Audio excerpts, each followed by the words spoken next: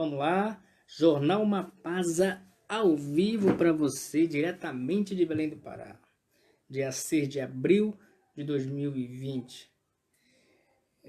Coronavírus. Qual a contribuição da CELPA e dos bancos ao combate da pandemia?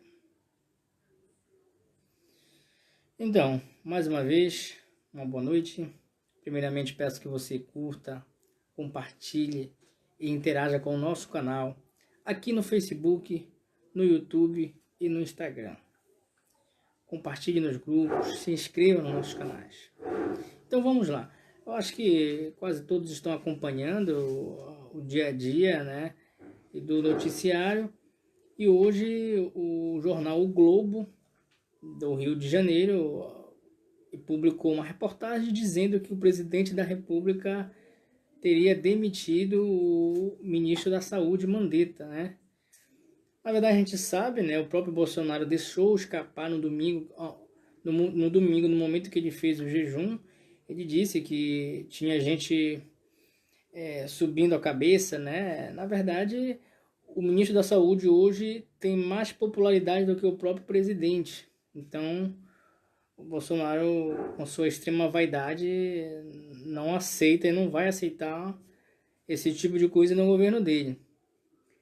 E o ministro da Saúde tá à beira de uma demissão. Só ainda não foi demitido por dois motivos. Uma é porque ele está com uma certa popularidade, que deixa o presidente meio que constrangido.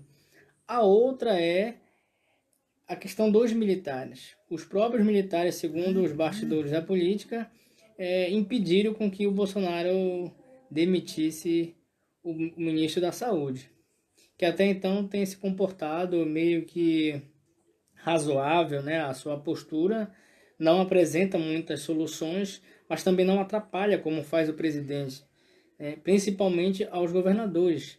Ele não coloca restrições, pelo contrário, ele incentiva a quarentena, vê como solução, mas também não apresenta soluções efetivas. Por exemplo, o caso dos Estados Unidos, né, que o governo americano mandou 23 aviões da Força Aérea Americana até a China para comprar os produtos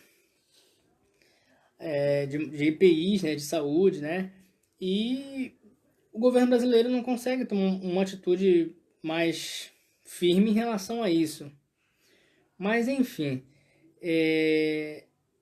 agora pela noite a gente acompanhou que parece que o ministro não vai ser mesmo demitido. Houve uma intervenção dos militares aí para que isso não acontecesse.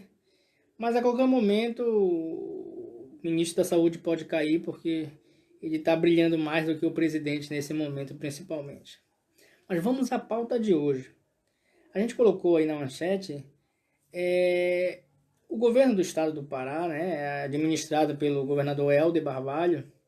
Particularmente eu tenho feito uma boa avaliação da postura dele, né, tomou a frente, deixa a população um pouco mais segura em relação a essa pandemia, né? Porque a população fica apreensiva, uma doença que em poucos dias pode levar as pessoas a óbito, principalmente pessoas idosas, né? Quem é que não tem algum idoso próximo de si, seja um pai, uma mãe, um parente ou um vizinho, alguém muito querido? Todo mundo tem alguém nessa faixa etária de idade, né? Então é uma doença que assusta. E o governador Helder Barbalho prontamente tomou a frente da situação, né? Alguns estão criticando, né? Principalmente os defensores do Bolsonaro, do presidente Bolsonaro, e outros estão elogiando principalmente aqueles que estão mais vulneráveis, aqueles que pegam ônibus para poder trabalhar, que circulam o comércio, que trabalham no meio do povo, onde trabalha com muita aglomeração. Então esse tipo de pessoa está defendendo a quarentena, mesmo que a gente sabe que todo mundo precisa de recursos para viver. Aí entra um questionamento nosso, que o trabalhador no Brasil, ele trabalha o ano todo, né, para poder garantir os lucros dos patrões, E no momento que o trabalhador, a população que trabalha, que produz, a força de trabalho, precisa do amparo, nem o empregador quer assumir isso e muito menos o governo, né? Eu acho que todos sabem, ou a maioria sabe, que a população brasileira trabalha 4 meses para pagar impostos, para manter a máquina pública. E a questão não é manter a máquina pública, a questão é que a população está precisando agora de um amparo e a gente vê o governo federal fazer morosidade para distribuir os R$ 600 aprovado no Congresso Nacional. Eu acho que também todos estão sabendo. O governo prometeu divulgar hoje o calendário de distribuição e isso não aconteceu, prometeu divulgar amanhã. Então já faz 8 dias que foi aprovado, que foi sancionado pelo Bolsonaro, depois de muita resistência. Foi sancionada a lei lá que foi aprovada no Congresso, distribuindo, né, autorizando o governo a distribuir auxílios de R$ 600 a R$ 1.800 para as famílias do Brasil. Muitos, na verdade alguns ainda estão taxando essas pessoas como vagabundos. Isso não é verdade, pessoal. O trabalhador trabalha o ano todo, produz o ano todo, e no momento que ele precisa de uma assistência, ele é taxado como vagabundo. Na verdade, a gente sabe, a gente acompanhou alguns protestos, algumas carreatas, né, de alguns trabalhadores, e a gente sabe quem são os maiores interessados em fazer a economia voltar. A economia é importante, mas se não tiver pessoas vivas para produzir e para consumir, não existe economia.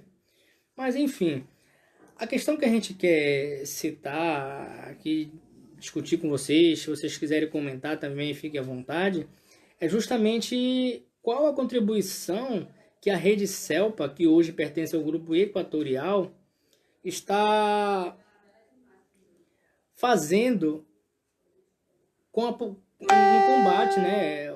Qual a contribuição que a Rede Celpa está fazendo para tentar combater a pandemia? A gente vê que o governo, quando ele quer, ele confisca equipamentos. Isso aconteceu em Recife. O governo federal tentou confiscar 200 respiradores da prefeitura de Recife, né? O governo confiscou farmácias, EPIs de algumas empresas, né, de alguns empreendimentos, produziu EPIs, mas na hora de pressionar quem realmente tem a grana, o governo não faz isso. Nosso questionamento aqui é justamente esse: qual a contribuição da CELPA com essa pandemia? O governo do estado proibiu, né, baixou um decreto, o governo Helder, proibindo a CELPA de fazer corte de energia, primeiramente por 30 dias. Depois ele estendeu por 90 dias, 3 meses. E depois ele anunciou que o governo do estado iria pagar essas energias, né, o valor dessas energias. A pergunta é: qual a contribuição da CELPA? Final do mês, a CELPA deverá receber limpo os seus 13 milhões de reais que a população deveria pagar diretamente, mas será paga através do governo do estado. A gente não vê. Nosso questionamento, e como eu citei outro dia, anteontem, numa live que a gente fez, é justamente essa: na hora que dá lucro, privatiza; na hora que dá prejuízo, socializa com a população. Vou recapitular: a CELPA foi vendida em 98 pelo amigo Gabriel, do PSDB. De 98 a 2012, o Grupo Rede, que não botou um centavo nessa compra. O Grupo Rede, ele solicitou ao programa de parcerias e investimento do FHC, do banco do BNDES, para poder comprar a CELPA. Ou seja, o Grupo Rede de São Paulo não colocou um centavo na compra da CELPA pública. Foi dinheiro do BNDES, dinheiro público, para comprar uma empresa pública. E nesse período de 98 a 2012, o Grupo Rede atuou aqui no Pará, obteve lucros, pegou esses lucros, investiu lá em São Paulo, onde é a matriz, né, do Grupo Rede, onde ele opera, e aí deixou os prejuízos: quase R$ 1 bilhão de dívidas trabalhistas e outros tipos de dívidas. O governo do estado teve que arrendar. O governo do estado vendeu, né, simbolicamente para o Grupo Equatorial por R$ 1. E essa dívida de R$ 1 bilhão que o Grupo Equatorial assumiu, ele também não assumiu. O BNDES também entrou em ação para financiar, inclusive a gente está vendo aí a rede Cel para entrar na periferia, não está nem aí com o trabalhador. Hoje em dia você não pode ter um ar-condicionado, você não pode ter um micro-ondas, porque final do mês a Celpa vai levar todo o seu salário, principalmente para quem vive de salário, para quem é trabalhador. Então, para quem bate ponto, né, para quem cumpre uma carga horária, para quem realmente produz. A pessoa não pode, não tem mais direito de ter, por exemplo, um ar-condicionado, né, como eu falei ainda há pouco. Então, esse empréstimo que o Equatorial fez ao BNDES para recuperar a CEL, para pagar as dívidas, nós estamos pagando. Mais uma vez, os lucros privatiza, os prejuízos socializa. Então, nesse momento de pandemia, eu acreditava no mínimo que o governo do estado deveria botar uma parcela desse prejuízo nas contas da CELP, não só da CELP, de outras empresas. Nós temos aqui a Hidro, que fatura bilhões por ano. Recentemente, há 2, 3 anos atrás, o governo Simão Jatene aprovou um incentivo fiscal de 7, quase 8 bilhões de reais para a Hidro, né, para a Vale, aquelas empresas que são subsidiárias da Vale lá em Barcarena durante 15 anos, e a gente não vê nenhuma contribuição direta nesse momento que a sociedade paraense está precisando. Então, temos a Rede Celpa, temos a Serpasa, a Esquicaiol, temos várias empresas que podem contribuir com a sociedade sem com que o Estado tenha que se endividar, né? O mesmo questionamento a gente faz em relação aos bancos. Os bancos todo ano eles publicam o seu balancete, são bilhões de faturamento, principalmente os bancos privados. Exatamente, meu amigo Kleber. Kleber Rezende, nosso amigo aqui que está ao vivo aqui com a gente, os maiores lucros de 2019 foram dos bancos. Exatamente. O país vive uma crise e durante a crise a gente vê os bancos lucrarem. Que crise é essa? E no momento que o país precisa de união, não só do poder público, mas do setor privado, a gente não vê isso, a gente vê o contrário. Eu também citei na live de anteontem, isso também. O Paulo Guedes, o governo aprovou 1 trilhão e 200 bilhões de socorro aos bancos, para que os bancos não deixassem de ter seus lucros. E aí, quando é para o trabalhador, fica essa morosidade. Já são 8 dias que a população ainda não tem uma ação concreta do governo federal. Quando vai distribuir, se vai distribuir realmente, né? O tempo vai passando, a gente vê que as pessoas já estão saindo de quarentena, já estão deixando o seu isolamento. Eu estou até desconfiado que essa morosidade do governo federal, do Paulo Guedes, do Bolsonaro, é justamente para isso, é para tentar boicotar, né, o isolamento, a quarentena decretada pelos governadores dos respectivos estados. No caso, Pará, Ceará, São Paulo hoje, que prorrogou por mais até o final de abril, se eu não estou enganado. Eu me lembro aqui a data que ele prorrogou. Então, na hora de socorrer os bancos, imediatamente, foi praticamente no mesmo dia, Paulo Guedes autorizou a transferência, né, de mais de 1 trilhão. Esse trilhão que ele dizia que precisava economizar na reforma da Previdência, né, a gente está vendo agora aí, e aí pelo ralo esse 1 trilhão. E a gente também queria ressaltar justamente isso. A gente, infelizmente, a gente está desassistido tanto da esquerda quanto da direita, né, no debate, na discussão em relação a essa pandemia, principalmente em relação ao pós-pandemia. Acho que todos sabem que o Brasil não vai sair ileso dessa crise sanitária.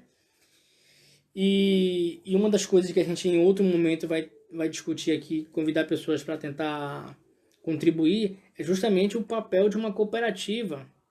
As empresas estão quebrando, as empresas vão quebrar e os donos, lógico, não querem ter prejuízo, né? Eles vão fechar antes de ter que mexer nos seus bolsos, né? E aí a cooperativa seria uma saída a se discutir, né? A se construir. Infelizmente a gente não vê muitas discussões nesse sentido de tentar encontrar uma saída, né? Uma saída diferente da qual a gente está vivendo hoje, que infelizmente a gente vive num sistema que não é para todos, é um sistema para poucos, e principalmente no momento que o bicho pega, o cara, olha, vai embora ou pede ajuda pro governo, né, pro Estado, que a gente acaba pagando, né? Então a gente paga duas vezes, quando a gente consome um produto e paga quando essa empresa que vende esse produto está em crise. Então a gente queria encerrar a live de hoje, agradecer a todos aí, compartilhe, comente, se inscreva no nosso canal também no YouTube, no Instagram, aqui no Facebook, Jornal Mapasa, e até a próxima. Uma boa noite a todos.